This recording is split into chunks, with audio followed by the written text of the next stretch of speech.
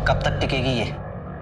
पता नहीं, कोशिश चल रही है, बहुत हिम्मत दिखा रही है। लगता है तेरे से नहीं होगा, कुछ और ही करना पड़ेगा। ये बहुत ज़रूरी है कि ये एकदम से हिम्मत हार जाए। देखते हैं कब तक टिकती है। किसी भी चीज का मोल उसकी जरूरत पर निर्भर करता है। प्यास लगे तो पानी का मोल समझ आता है, अंत करीब हो तो सांसों का मोल नजर आता है। ऐसा क्यों होता है कि जब हमें हमारी हर चीज बेशकीमती लगती है तो दूसरे की चीज सस्ती हो जाती है? कुछ लोग ऐसे होते हैं जो आसानी से किसी की भी जिंदगी ले लेते हैं, आसानी से बलात्कार कर देते हैं। जिंदगी खुद की हो या किसी की भी, वो सस्ती कभी भी हो ही कैसे सकती है? मेहनत और लगन से जीवन निर्वाह करने वाली कविता की जिंदगी में ऐसा कौन सा दौर आया जिसने उसकी जिंदगी को तहस नहस करके रख दिया, उसके सफर को हमेशा के लिए खत्म करके रख दिया। नमस्कार, मैं दिव्यांका त्रिपाठी दहिया क्राइम पेट्रोल सतर्क विमेन अगेंस्ट क्राइम के इस एपिसोड में आपका स्वागत करती हूँ। इस केस ने अलीबाग पुलिस के सामने अनोखी चुनौती पेश कर दी, क्योंकि यहाँ अपराध की जड़ें गहरी थी और अकल्पनीय थी।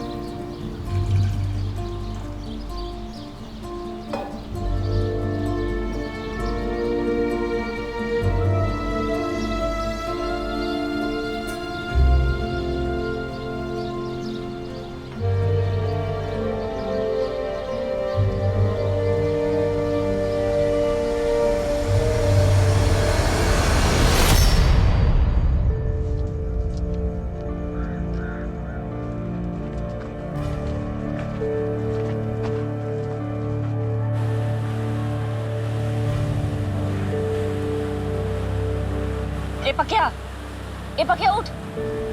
क्या रोज रोज उठाना पड़ता है तेरे को? चल ठेला खोल, जल्दी कर।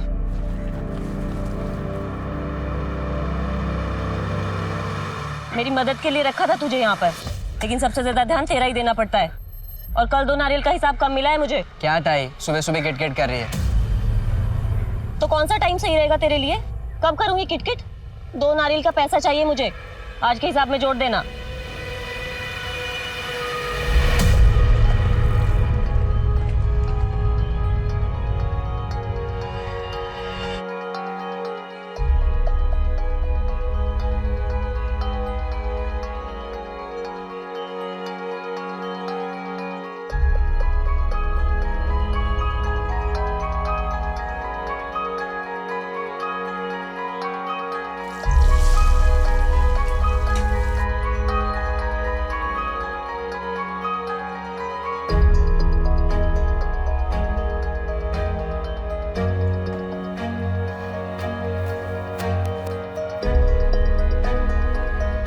संदीप बेटा उठ, उठ ना, 8 बजने वाले हैं, स्कूल जाना है ना।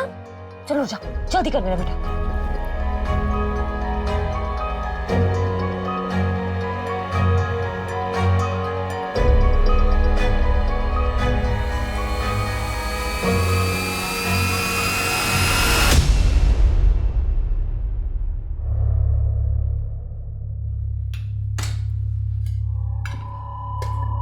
संदीप, ले तेरा टिफिन, जल्दी जा। हाँ बाय बाय।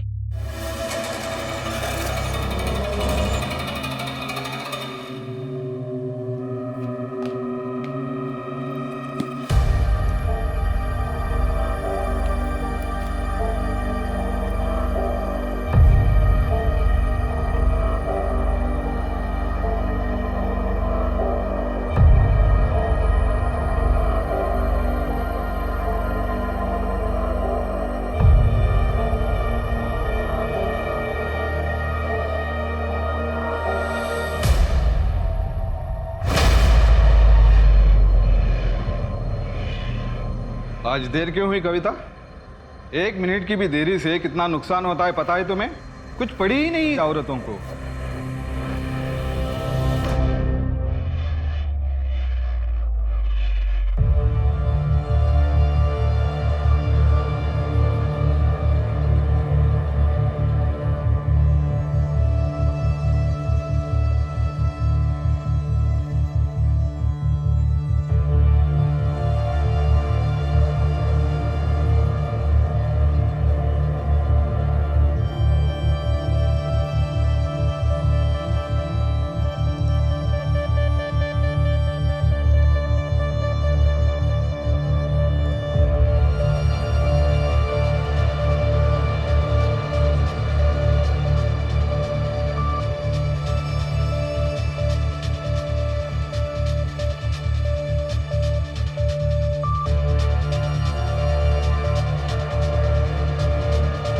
नहीं, ये ऐसा नहीं, ये ऐसे होगा। कोशिश कर रही हूँ सर।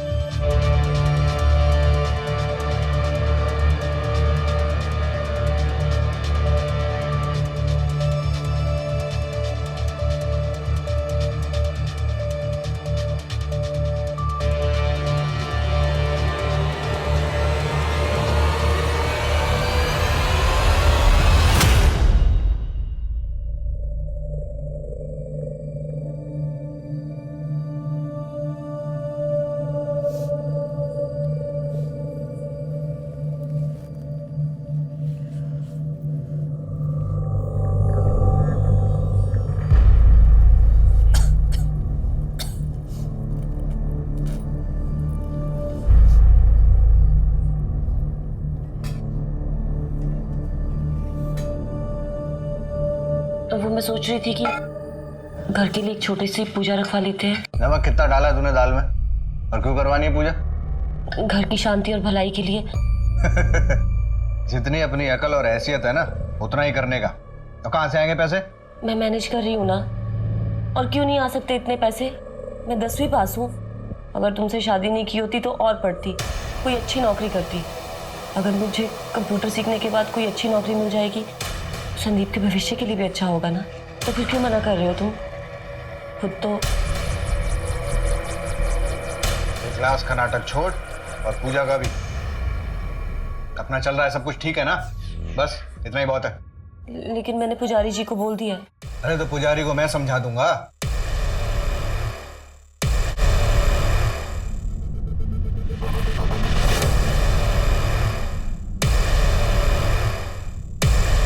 पंडित, पुजारी कहाँ? वो अंदर पूजा में बैठे हैं। ए पुजारी, मेरी बीवी आई थी क्या इधर, कविता? जी हाँ, मैं ही आपके घर पर पूजा की तैयारियां कर रहा हूँ। कोई जरूरत नहीं, पूजा कैंसिल। जी, कोई समस्या है? अरे समस्या आप हैं, आप जैसे लोग हैं जो भगवान का नाम दिखाकर हमें डराते रहते हैं, गरीब लोगों का शिकार करते रहते हैं। और मेरी बीवी, मैं तो है ही अकल की कमी। देखिए आप शांत रहिए। क्या कर रहे हो तुम? माफी मांगो इनसे। अरे मैं क्यों माफी मांगू? माफी तो इन्हें मांगनी चाहिए। मेरे घर में क्या होगा ये मैं तय करूंगा ना, ये नहीं करेंगे। सारी दुनिया से झगड़ा, गैस वाले से झगड़ा, केबल वाले से झगड़ा, पड़ोसियों से झगड़ा, अब ऊपर वाले से भी झगड़ा। इन्होंने कुछ नहीं बताया है मुझे। मैं खुद आई थी इनसे पूछने। घर चलो अब, जब देखो झगड़ा।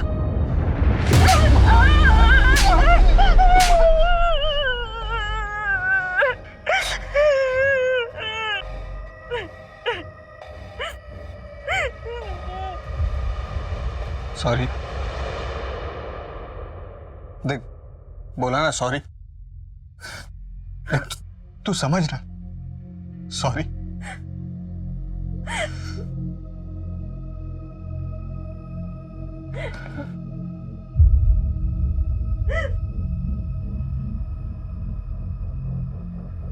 ले पानी पी। कितनी बार सॉरी बोलेगा? सब ठीक हो जाएगा, सब ठीक हो जाएगा। तू कभी नहीं समझेगा। तुझे 7 खून माफ है।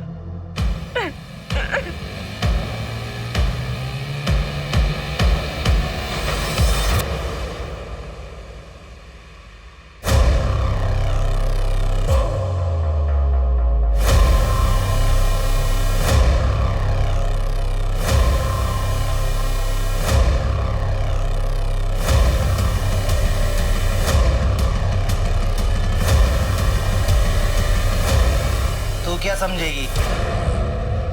तुझे 7 क्या 7.5 खून भी माफ है।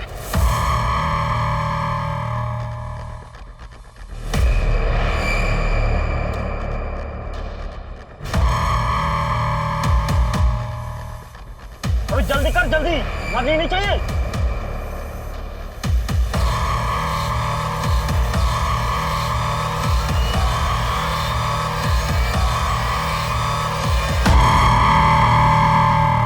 इतनी रात को कहाँ चली गई?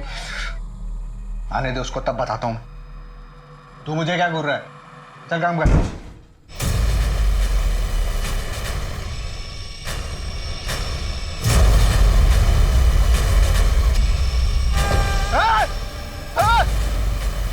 कविता, कविता, ना बेटा,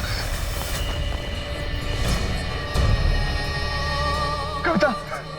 अरे पापा, माँ को क्या हो गया? माँ, कोई एम्बुलेंस बुलाए। Hello, police station? क्या बताइए। हाँ,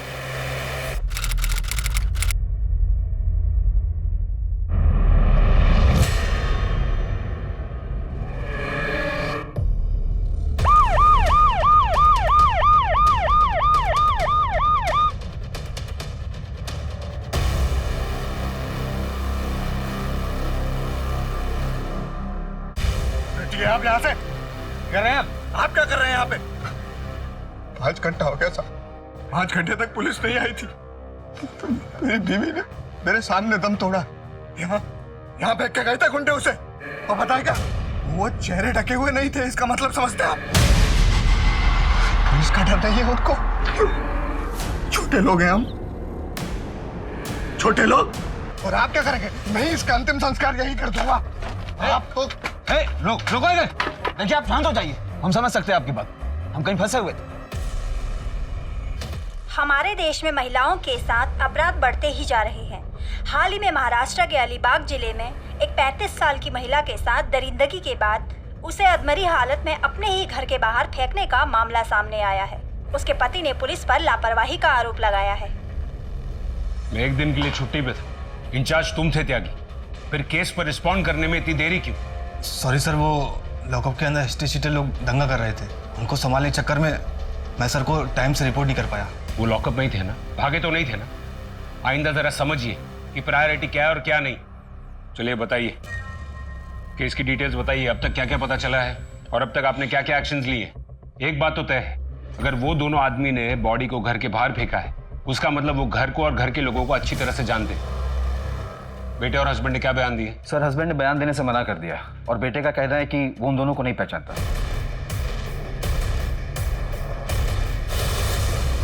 सर, उसने बताया कि टेम्पो का रंग सफेद था, दोनों आदमी सांवले और मीडियम हाइट के थे। टेम्पो का नंबर उसे याद नहीं है सर। मैंने ट्रांसपोर्ट डिपार्टमेंट से इन्फॉर्मेशन मांगी है सर, नाकाबंदी भी करवा दी मैंने। सर, बॉडी को पोस्टमार्टम के लिए पहुंचा दिया गया है। मोबाइल रिकॉर्ड्स और जीपीएस लोकेशन रिपोर्ट्स कल तक आ जाएंगे। इस केस पर जल्द से जल्द रिजल्ट्स चाहिए। जी सर। और एक बात सर, हस्बैंड ने कुछ जाति भेद का आरोप लगाया था। छोटे लोग हैं हम, छोटे लोग।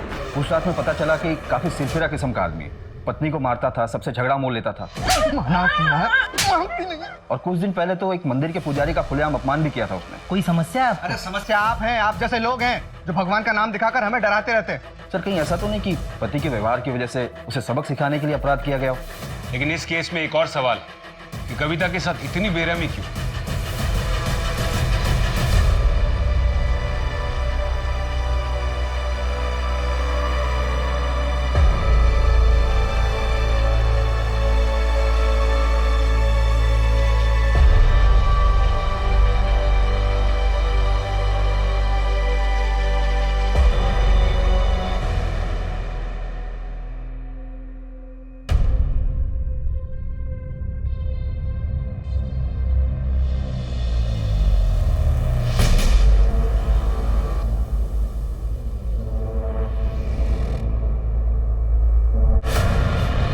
मैडम, मेरी मदद कीजिए, मेरे साथ बहुत बड़ा धोखा हुआ है। जी, मेरा नाम डॉक्टर दिवाकर है, मैं यहाँ ओल्ड सिटी रोड पे प्रैक्टिस करता हूँ। मेरी बीवी ने मेरे साथ चीटिंग की है, मेरी प्लीज कंप्लेन लिखिए। चीटिंग? क्या मतलब? जी, मेरी बीवी डॉक्टर कामिनी मेरे 25 लाख और जेवरात लेके गायब हो गई। सर, सर पोस्टमार्टम में गैंग रेप कंफर्म हुआ है, लिखा है कि 4 से 5 लोग। और एक बात है सर, रेप के बाद लोहे के हथियार से इंटरनल पार्ट को डैमेज किया गया है। मौत का कारण इंटरनल ब्लीडिंग है सर। और सर टेम्पो की अभी तक कोई रिपोर्ट नहीं मिली है। सर कविता के फोन रिकॉर्ड्स और जीपीएस लोकेशन रिपोर्ट आ गई है। ये लगभग उसके रोजमर्रा के रूटीन से मैच तो कर रहा है। बस ये एक 14 तारीख का दिन है।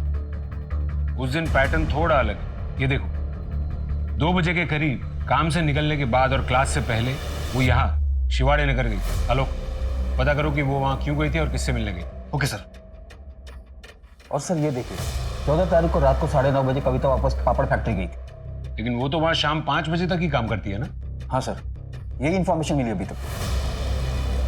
फिर उस दिन अचानक ऐसा क्या हुआ कि उसको वापस जाना पड़ा।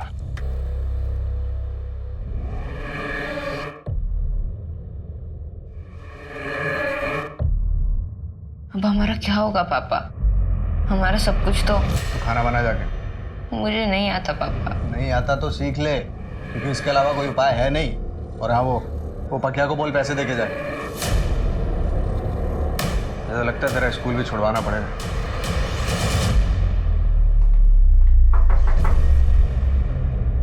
देखिए मैं समझता हूं कि आप लोग परेशान होंगे, लेकिन आप लोगों से बात करनी जरूरी है।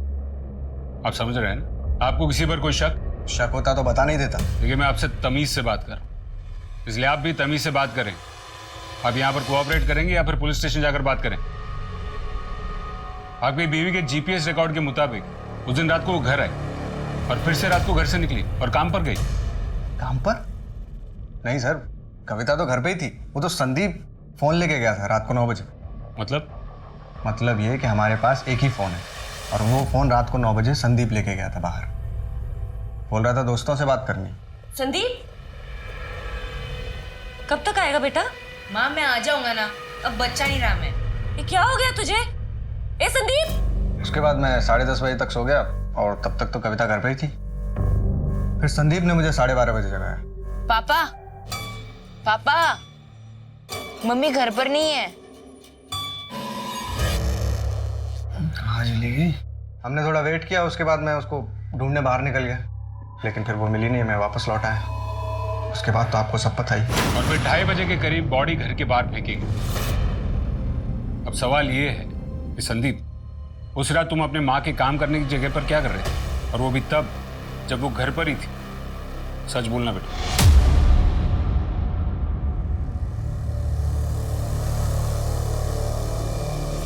हेलो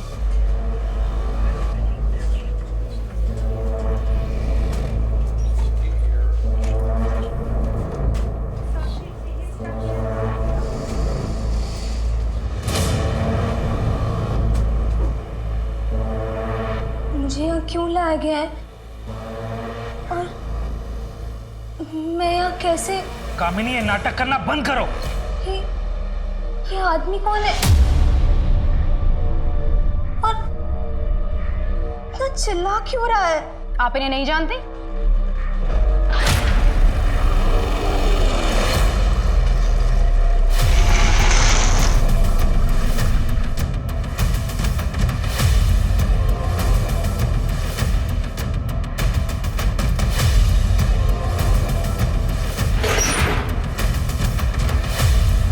सर अंदर कुछ नहीं है।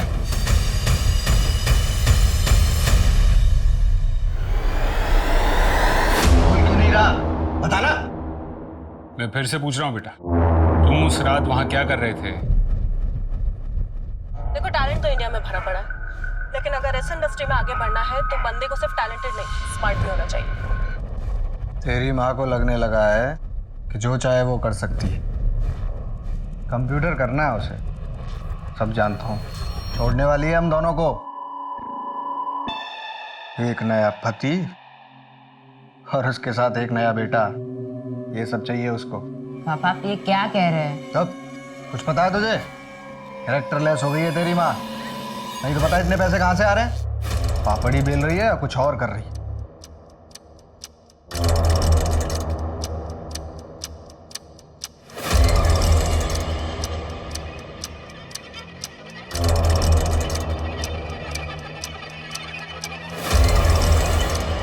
कुछ दिनों पहले मेरी माँ ने मुझे कुछ बताया था। संदीप,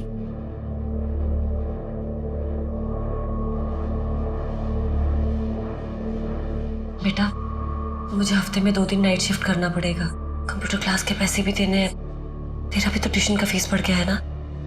घर के भी कितने खर्चे हैं बेटा। रात को जब तेरे पापा सो जाएंगे तो मैं निकल जाऊंगी। तू अपने पापा से कुछ कहेगा तो नहीं? कराई शपथ। रात को वापस क्यों जाना है? बेटा बोला ना नाइट शिफ्ट है, ठीक है?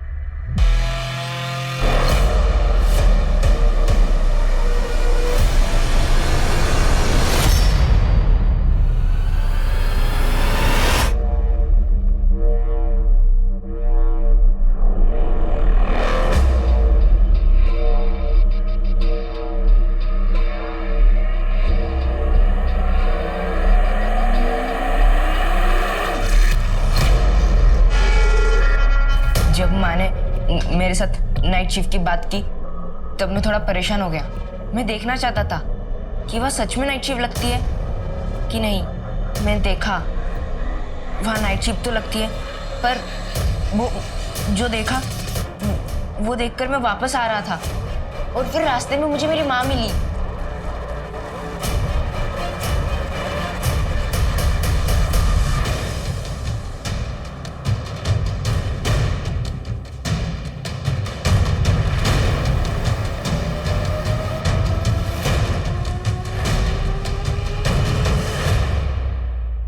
दिवाकर? तो क्या आप इन्हें जानती हैं? जी मैडम, ये मेरा पति है। क्या आपको ये समझ में नहीं आ रहा है? दिख नहीं रहा है कि ये नाटक कर रही है?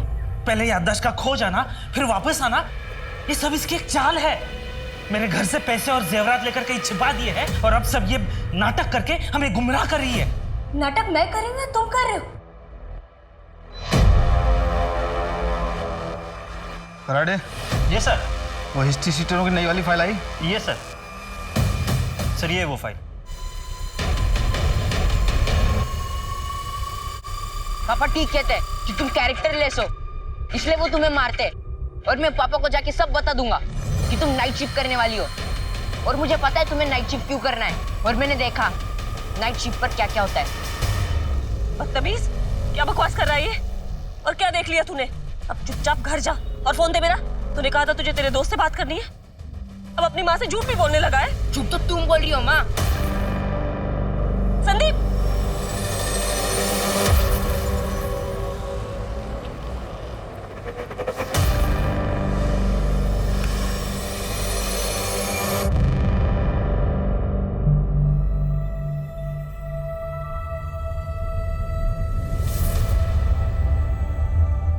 हो पापा? याद रखना कविता, जिंदगी में सबसे बड़ी चीज है सम्मान। उसके बिना कुछ भी नहीं है। और उससे भी बड़ी चीज है आत्मसम्मान। उसे कभी मत खो देना। किसी के सामने हाथ मत फैलाओ। हमेशा कड़ी मेहनत करो और अपनी खुददारी बनाए रखो। कर तो रही हूँ सब कुछ बाबा, लेकिन फिर भी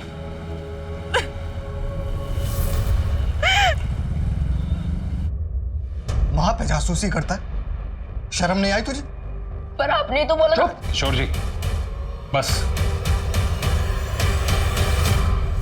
मैडम, नाटक तो ये कर रहा है। सब चोरी इसी ने किया है, क्योंकि इसका अफेयर चल रहा है, वो भी एक 15 साल छोटी जूनियर डॉक्टर के साथ। पिछले 4 साल से इसे लगता है कि मैं कुछ नहीं जानती, पर मैं सब कुछ जानती थी। और अब मुझे रास्ते से हटाने के लिए मुझ पर झूठा आरोप लगा रहा है। मैडम, इसी ने मुझे कुछ ड्रग दिया होगा, जिसकी वजह से मेरा टेम्परेरी मेमोरी लॉस हो गया होगा।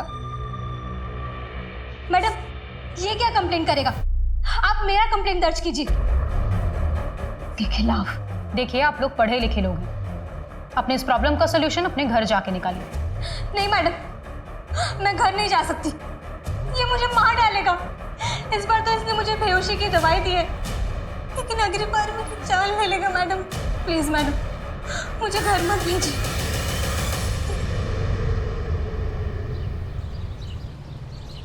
बाबा चाय। बेटा कब तक रुकना होगा मुझे यहाँ? बस 2 दिन बाबा, उसके बाद 6 महीने पूरे होने वाले हैं। चिंता मत कीजिए, घर पर सब ठीक है, मैं सब संभाल रहा हूँ, माँ भी ठीक है।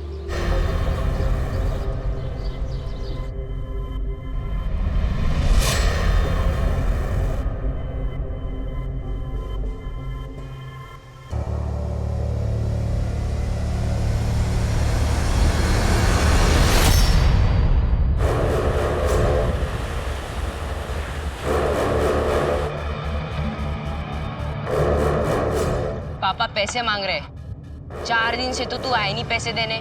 पैसे नहीं देने वाला मैं, पापा को बुला के बात करेगा मुझसे। तुझे क्या है बे, मुझे पैसे देना। क्या हुआ? पैसे दे, तू पहले पैसे दे।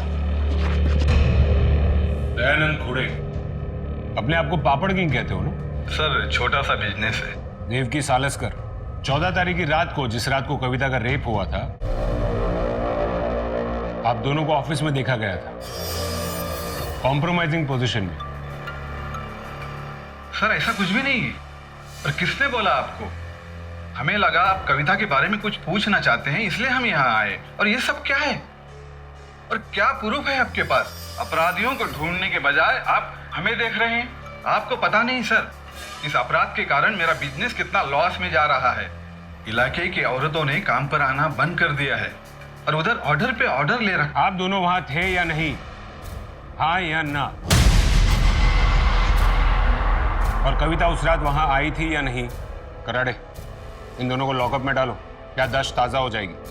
साहब हमने कुछ नहीं किया साहब, रात का तो पता नहीं, लेकिन दिन में मिली थी साहब वो काम पे। साहब वो सभी औरतों से किसी दिमाग के डॉक्टर के बारे में पूछ रही थी, 1 हफ्ते से पूछ रही थी साहब। देखिए देवकी जी, अब कहानियां बनाने से कोई फायदा नहीं। लेकिन साहब ये सच है कि वो बोल रही थी कि वो उसी दिन डॉक्टर से मिलेगी। वो दिमाग के डॉक्टर से मिली होगी, पूछा भी होगा, लेकिन हम आपसे ये पूछ रहे हैं कि 14 तारीख की रात को क्या हुआ था। अगर सच सच बोलना है तो बात करते हैं, वरना कराड़े। सर मैं इज्जतदार आदमी हूँ सर ऐसा मत कीजिए सर। सर क्या आपको लगता है कि इन दोनों की वजह से? हो सकता है त्यागी, कविता परेशान हुई होगी और इसलिए वो फैक्ट्री पहुंच गई, ये समझने के लिए कि उसका बेटा बात क्या कर रहा था। और ये दयानंद खुड़े, ये शादीशुदा है, इसलिए उसने एक घिनौना काम अपने आदमियों से करवाया होगा और फिर बॉडी को फेंकवा दिया होगा घर के बाहर, सबक सिखाने के लिए। त्यागी, एक काम करो, ये दयानंद खुड़े के सारे डिलीवरी टेम्पोस की फॉरेंसिक जांच करवाओ तुरंत, कविता के खून के ट्रेसेस के लिए, और उसके डिलीवरी के आदमी और हेल्पर्स को भी लाइन अप करो, और ये कविता के बेटे और पति को शिनाख्त के लिए बुलाओ। जी सर। एक बात अभी भी समझ में नहीं आ रही है, कविता रात को निकली थी क्यों? अगर उसका बेटा फोन लेकर रात को घर से बाहर निकलता था दोस्तों से बात करने के लिए, फिर तो वो घर को आ जाता होगा, लेकिन कविता को संदीप रास्ते में ही टकराया था। समझ में नहीं आ रहा है कि वो निकली क्यों थी। सर यही कविता की इसकी रिपोर्ट। सर 14 तारीख की शाम को कविता का लोकेशन शिवाड़ी नगर में था, जो कि डॉक्टर समीर शिंदे के क्लिनिक का था। साइकियाट्रिस्ट है? सर हमने आसपास पूछताछ की, वहां से पता चला डॉक्टर समीर शिंदे काफी टाइम से छुट्टी पे। और एक बात सर, हमें एक नई जानकारी हाथ लगी है। जैसा आपने कहा था, शहर के सारे हिस्ट्री शीटरों को खंगाला, उनमें से हमारे सामने एक नाम आया। सर 1 साल पहले ही जेल से छूटा है।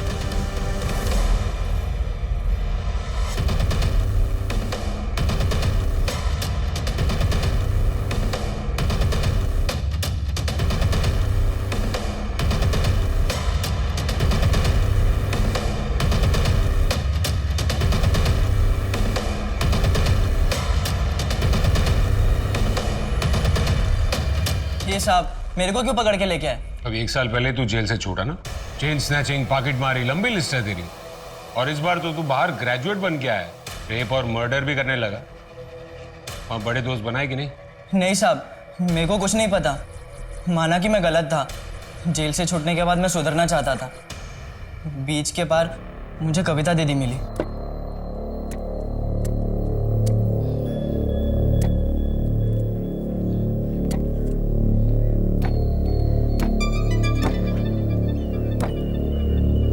क्या देख रहा है?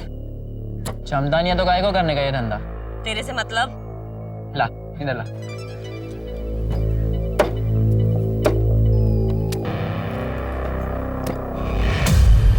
ये ले। दिखता इतना सा है, पर क्या फटाफट काटा। मेरे को सिखाएगा? मेरे यहाँ काम करेगा? मेरे को क्या मिलेगा?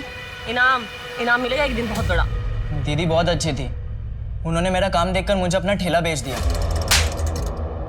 उसने तुझे ठेला बेचा या तूने उसको अपने जेल के दोस्तों को बेच दिया? चल बता, क्या हुआ था उस दिन रात को? साहब मैं सच कह रहा हूँ, मैंने कुछ नहीं किया। किसकी कसम खाओ साहब, कविता दीदी ने मुझे सच में अपना ठेला 11 रुपए में बेच दिया था। 11 रुपए? मजाक लग रहा है तेरे को? इस बार तो तू लंबा अंदर जाएगा बेटा। उसको अंदर डालो। साहब मैं सच कह रहा हूँ साहब। साहब कुछ समझ में नहीं आ रहा त्यागी। एक तरफ ये कविता का बेटा ये कह रहा है कि कविता ज्यादा पैसा कमाना चाहती है, नाइट शिफ्ट भी करना चाहती है, और एक तरफ ये पक्या अगर ये सच कह रहा है तो 11 रुपए में ठेला बेच दिया। ये कविता आखिर करना क्या चाहती थी, और वो रात को घर से निकली क्यों?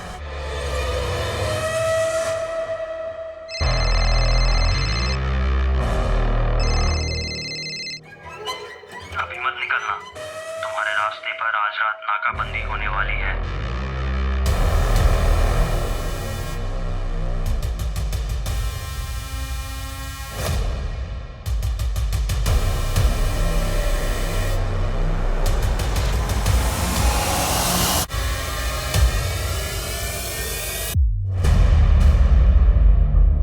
आप अंतिम संस्कार के लिए अपनी पत्नी की बॉडी ले जा सकते। सर, पापड़ फैक्ट्री में काम करने वाले डिलीवरी मैन को कविता के पति और बेटे किसी ने नहीं पहचाना। ठीक है, रिलीज करो उनको। समझ में नहीं आ रहा एक बड़ा टेम्पो और 2 आदमी हवा में गायब कैसे हो सकते हैं।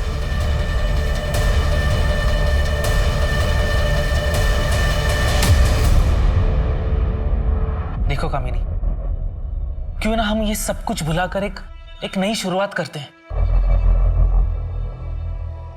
मुझे तलाक चाहिए।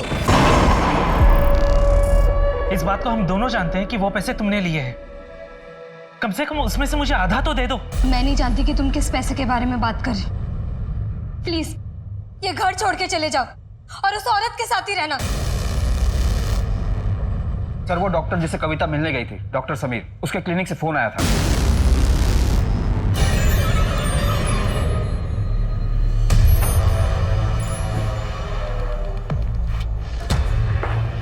सर मैंने ही आपको कॉल किया था, मैं डॉक्टर समीर की रिसेप्शनिस्ट हूँ। सर इधर।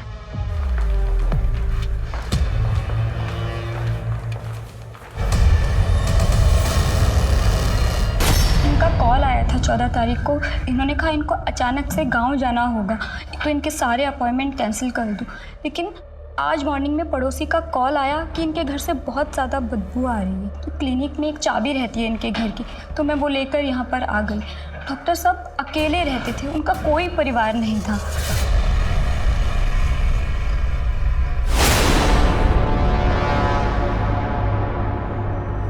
सर अंदर ये मिला है। सिर्फ एक टुकड़ा यहाँ पर? इस टुकड़े से तो लगता है कि ये किसी औरत की साड़ी का या दुपट्टे का होगा। इसको एविडेंस बैग में डालो और ब्लड टाइप मैच करो और कविता की फैमिली से इसकी शिनाख्त करो। वैसे भी त्यागी, ये क्राइम सीन लग नहीं रहा है। कविता के गुनहगार तो 4-5 आदमी थे। यहाँ पर ऐसे कोई स्ट्रगल के निशान भी नहीं दिख रहे। तो एक काम करो, पड़ोसियों से पूछताछ करो और घर के बाहर सीसीटीवी कैमरा भी है। 14 तारीख की फुटेज निकलवाओ।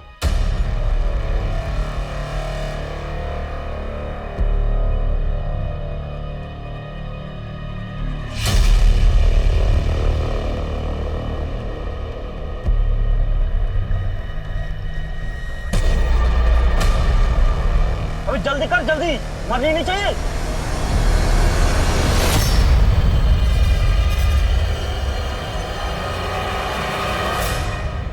डॉक्टर साहब आजकल मुझे नींद नहीं आती। मैं 4-5 रोज से सोई नहीं हूँ। मेरा एक हाथ भी कांपता है। बहुत मेहनत कर रही हूँ ना आजकल। मेरे पति तो कुछ करते नहीं हैं। जब से उसने नौकरी छोड़ी है वो अजीब सा बर्ताव करता है। पता नहीं उसको क्या हो जाता है। मुझ पर हाथ उठाता है, बिना बात के चीखता है, लोगों से झगड़ता है। देखिए आप परेशान मत होइए। मैं आपको 7 दिन की नींद की दवा लिख रहा हूँ, उसे आप लीजिए, आप ठीक हो जाएंगे। और अगर आपके पति ज़्यादा ही गुस्सा दिखाएं तो उन्हें चाय के साथ 1 बूंद डाल के दे दीजिएगा। मैं तो कहता हूँ उन्हें आप यहाँ ले ही आइए।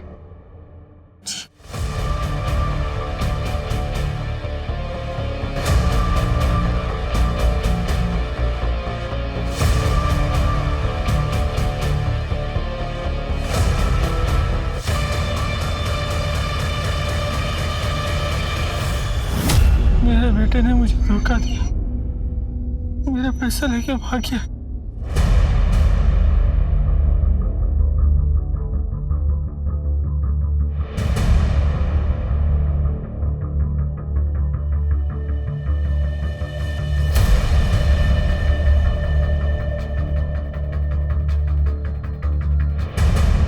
सर 2 आदमी आते हैं करीब 4 बजे, घंटी बजाते हैं, डॉक्टर समीर दरवाजा खोलते हैं और 5 मिनट बाद वहां से निकल जाते हैं। सर फॉरेंसिक ने कंफर्म किया है कि कपड़े के टुकड़े पर लगा खून कविता का ही है और उसके बेटे ने भी यही बात बताई कि कविता उस दिन वही साड़ी पहन कर गई थी। कपड़े का टुकड़ा साड़ी से मैच करता है सर। 4 बजे? इसका मतलब है बॉडी को घर के बाहर फेंकने के बाद, तो फिर वो टुकड़ा वहां कैसे? अब तक की इन्फॉर्मेशन के मुताबिक कुछ ऐसा हुआ होगा। 14 तारीख की रात को कविता घर से बाहर निकली, अपने बेटे से टकराई, उसके बाद वो कहां गई उस बात की अपने पास कोई इंफॉर्मेशन नहीं। उसके बाद उसके साथ जुर्म होता है, उसे घर के बाहर फेंका जाता है करीब 2:30 बजे। फिर 4 बजे वो दोनों लोग डॉक्टर समीर का खून करते हैं। फिर वही दोनों लोग या तो डॉक्टर समीर से फोन करवाते हैं या खुद ही रिसेप्शनिस्ट को कह देते हैं कि डॉक्टर समीर छुट्टी पर गए हैं। डॉक्टर समीर के प्रिस्क्रिप्शन रिकॉर्ड और कॉल रिकॉर्ड से एक बात तो साफ है कि कविता उस दिन कंसल्टेशन के लिए गई थी और उस दिन वो डॉक्टर समीर से पहली बार मिल रही थी।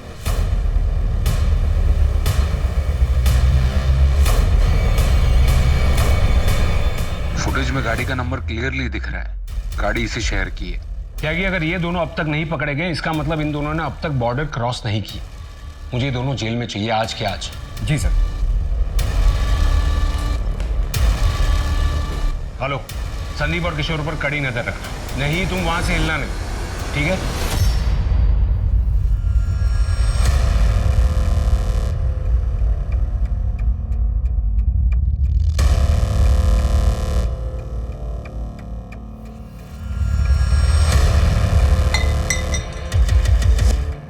सर पार्शियल प्लेट से व्हाइट कलर की 2 टेम्पो ट्रैक होगी। उसमें से एक गाड़ी का नंबर सीसीटीवी फुटेज में दिखे गाड़ी के नंबर से मैच होता है। उसमें से एक रात को अलीबाग में था, किसी बाबू का है सर। गुड जॉब, उठा लो सबको। पुलिस को पता लगा कि इनका एक बड़ा गैंग है जो अलग अलग शहरों में लोगों को फंसा के अपना शिकार बना रहे हैं। खास करके पीड़ित और मजबूर महिलाओं को और अलग अलग तरीकों से इनके बारे में पता लगाते हैं। कभी मनोचिकित्सकों से, कभी लोन देने वालों से, कभी कभी महिलाओं की मदद करने वाली संस्थाओं से, यहाँ तक कि इन लोगों ने तो एडवर्टाइजमेंट्स की तक मदद ली है।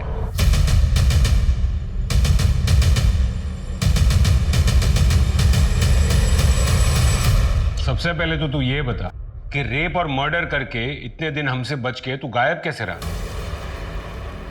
इस प्लान में और कौन कौन शामिल था तेरे साथ?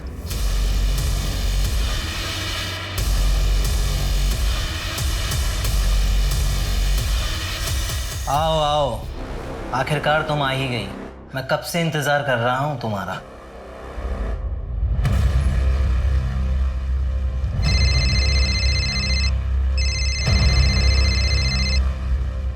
हेलो, हाँ ठीक है, पहुंच रहा हूँ 20 मिनट में। चलो कितनी बार बोला ऐसे बुलाने का नहीं। तेरी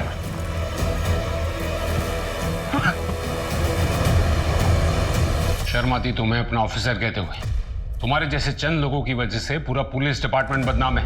कौन है वो लोग जिन्हें तुम बचाने की कोशिश कर रहे हो? सर मुझे नहीं मालूम कि ये रेप और मर्डर किसने किए।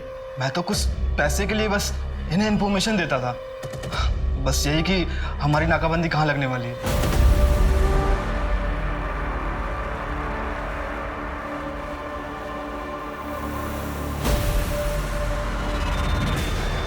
मैम आप बहुत लकी हैं क्योंकि इस साल हम सिर्फ 2 और ग्राहकों की सेवा कर सकते हैं।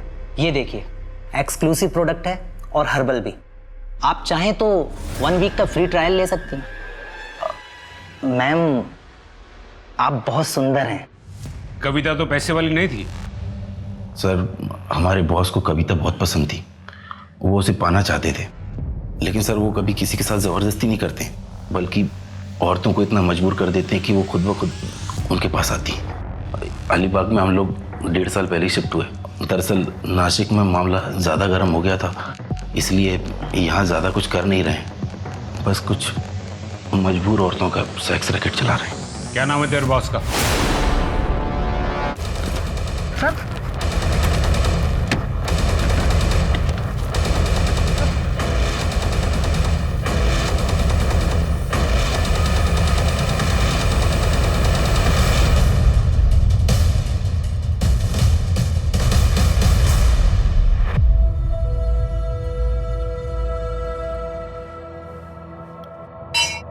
देख कविता, पुजारी जी यहाँ नए हैं, लेकिन इन्होंने मेरी बहुत मदद की है। मुझे यकीन है कि इनके पास तेरी भी समस्या का कोई ना कोई समाधान जरूर होगा। तो कितनी बार मंदिर जाते, मैंने तुझे कितनी बार कही, कभी मिल तो ले। मैं आपकी समस्या समझता हूँ। आपको अपने घर पे एक विशेष पूजा करनी है और फिर उसके बाद आपके जीवन में खुशहाली ही खुशहाली आएगी। मेरी बीवी आई थी क्या इधर, कविता? जी हाँ, मैं ही आपके घर पर पूजा की तैयारियां कर रहा हूँ। कोई जरूरत नहीं, पूजा कैंसिल। कोई समस्या? अरे समस्या आप हैं, आप जैसे लोग हैं जो भगवान का नाम दिखाकर हमें डराते रहते। पंडित जी, मैं अपने पति के व्यवहार के लिए आपसे फिर से माफी मांगती हूँ, लेकिन मुझे आपकी मदद की जरूरत है। ये आपके लिए परीक्षा की घड़ी है। यदि ये पूजा आपके घर पर नहीं हो सकती तो मेरे पास एक पवित्र स्थान है जहाँ ये पूजा की जा सकती है। 14 तारीख की रात, जो कि एक शुभ मुहूर्त है, तब ये पूजा की जा सकती है। जी पंडित जी, मैं आऊंगी। उस वक्त मेरे पति और मेरा बेटा सो रहे होंगे। मैं जरूर आऊंगी। और आपकी दक्षिणा? जो आपकी खुशी हो, लेकिन अधिक प्राप्ति के लिए आपको एक बलिदान देना होगा। एक ऐसी चीज जो आपके जीवन में कुछ मोल रखती हो, उसे आपको 11 रुपए के लिए बेचना होगा। जी।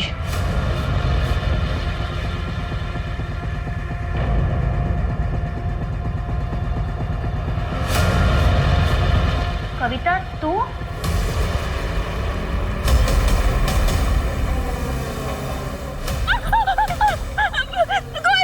बचाओ!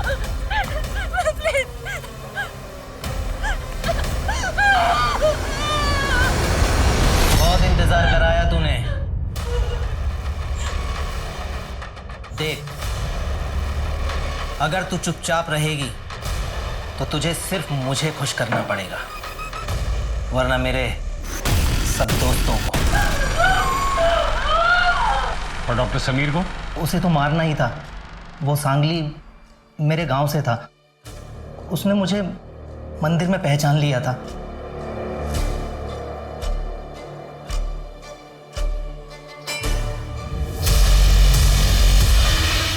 अरे विजय जी, आपको कोई गलतफहमी हुई है।